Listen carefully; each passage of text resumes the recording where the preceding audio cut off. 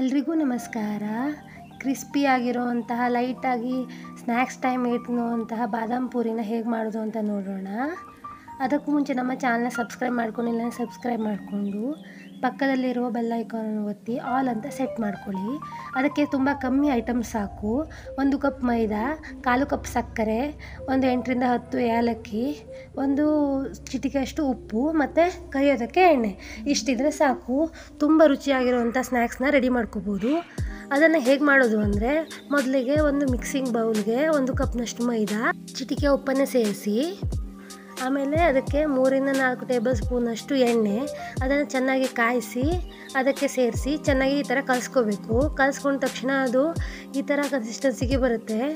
ಇಷ್ಟು ಬಂದರೆ ಎಣ್ಣೆ ತಟ್ಟಿದೆ ಅಂತ ಅರ್ಥ. ಎಣ್ಣೆ ತಟ್ಟದೇ ಇದ್ದರೆ ಕ್ರಿಸ್ಪಿಯಾಗಿ ಬರೋದಿಲ್ಲ. ಆಮೇಲೆ ಸ್ವಲ್ಪ ನೀರನ್ನೇ ಸೇರಿಸ್ಕೊಂಡು ಈ ಥರ ಹಿಟ್ಟನ್ನು ಹದ ಮಾಡ್ಕೋಬೇಕು. ಹಿಟ್ಟು ತೀರಾ ಗಟ್ಟಿನೂ ಇರಬಾರ್ದು, ಸಿಕ್ಕಾಪಟ್ಟೆ ಮೆತ್ತಗೇನೂ ಇರಬಾರ್ದು. ಈ ಥರ ಚಪಾತಿ ಹಿಟ್ಟಿಗಿಂತ ಸ್ವಲ್ಪ ಸಾಫ್ಟಾಗಿ ಇದ್ದರೆ ಕರೆಕ್ಟಾಗಿ ಬರುತ್ತೆ. ಇನ್ನೊಂದು ಕಡೆ ಸಕ್ಕರೆ ಮತ್ತು ಏಲಕ್ಕಿನ ನುಣ್ಣಿಗೆ ಪೌಡ್ರ್ ಮಾಡ್ಕೋಬೇಕು. ಇದನ್ನು ಆಮೇಲೆ ಉದುರಿಸೋಕ್ಕಿದೆ ಬಾದಾಮ್ ಪೂರಿ ಮೇಲ್ಗಡೆ. ಈ ಥರ ನುಣ್ಣಿಗೆ ಪೌಡ್ರ್ ಮಾಡ್ಕೋಬೇಕು. ಇದನ್ನು ಹಿಟ್ಟನ್ನು ಜಾಸ್ತಿ ಹೊತ್ತು ನೆನೆಲಿಕ್ಕೆ ಬಿಡಬೇಕು ಅಂತಿಲ್ಲ, ತಕ್ಷಣಕ್ಕೆ ಮಾಡುವಂಥದ್ದು. ಇದು 10 ರಿಂದ 15 ನಿಮಿಷಕ್ಕೆ ರೆಡಿನೇ ಆಗಿಬಿಡುತ್ತೆ ತಿಂಡಿ. ಈ ಥರ ಸಣ್ಣ ಉಂಡೆಗಳನ್ನು ಮಾಡಿಕೊಂಡು ತೆಳ್ಳಗೆ ಲಟ್ಟಿಸ್ಕೋಬೇಕು. ನಂತರ ಎಣ್ಣೆನ ಕಾಯೋಕ್ಕಿಟ್ಟು ಡೀಪ್ ಫ್ರೈನ ಮಾಡಬೇಕು. ಈ ಥರ ಟ್ರಯಾಂಗಲ್ ಶೇಪ್ಗೆ ಮಡಚಬೇಕು. ನಾವು ಮೊದಲೇ ಮಡಚಿ ಎಣ್ಣೆಗೆ ಹಾಕಿದ್ರೆ ಒಳಗಡೆಯಿಂದ ಮೆತ್ತಗಿರುತ್ತೆ. ಪಾಕದಲ್ಲಿ ಸೇರಿಸೋವಂಥ ಬಾದಾಮ್ ಪೂರಿಗೆ ಮಡಚಿ ಹಾಕಬೇಕು. ಅದು ಇನ್ನೊಂದು ಥರ ಬಾದಾಮ್ ಪೂರಿ, ಇನ್ನೊಂದು ವೀಡಿಯೋದಲ್ಲಿ ನೋಡೋಣ. ಇದಕ್ಕೆ ಎಣ್ಣೆಯಲ್ಲೇ ಈ ಥರ ಮಡಚಬೇಕು. ಅಷ್ಟಾದರೆ ಒಳಗಡೆಯಿಂದಲೂ ಚೆನ್ನಾಗಿ ಬೆಂದು ಕ್ರಿಸ್ಪಿಯಾಗಿ ಬರುತ್ತೆ. ಇದು ಸಾಯಂಕಾಲ ಟೀ ಟೈಮ್ಗೆ ಸೂಟ್ ಆಗುತ್ತೆ, ತುಂಬ ಚೆನ್ನಾಗಿರುತ್ತೆ. ಇದನ್ನು ಮಾಡಿ ಡಬ್ಬಿಲಿ ಸ್ಟೋರ್ ಮಾಡಿಟ್ಕೊಂಡ್ರೆ ತುಂಬ ದಿನ ತಿನ್ಬೋದು.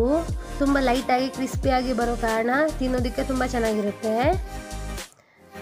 ಇದನ್ನು ಗೋಲ್ಡನ್ ಬ್ರೌನ್ ಆಗೋ ತನಕ ಈ ಥರ ತಿರುವಿ ಹಾಕ್ತಾ ಇರಬೇಕು. ಇದನ್ನು ದೊಡ್ಡ ಉರಿಯಲ್ಲಿ ಕರಿಯೋ ಹಾಗಿಲ್ಲ, ಮೀಡಿಯಮ್ ಊರಿನಲ್ಲಿ ಕರಿಬೇಕು. ನಂತರ ಒಂದೊಂದಾಗಿ ತೆಗೆದಿಟ್ಕೊಂಡು ಅದಕ್ಕೆ ಸಕ್ಕರೆ ಪೌಡ್ರನ್ನು ಮೇಲ್ಗಡೆ ಉದುರಿಸೋದು, ಮತ್ತು ಒಳಗಡೆ ಎಲ್ಲೆಲ್ಲಿ ಜಾಗ ಕಾಣಿಸುತ್ತೆ ಎಲ್ಲ ಕಡೆನೂ ಚೆನ್ನಾಗಿ ಸಕ್ಕರೆ ಪೌಡ್ರನ್ನ ಮಿಕ್ಸ್ ಮಾಡಬೇಕು.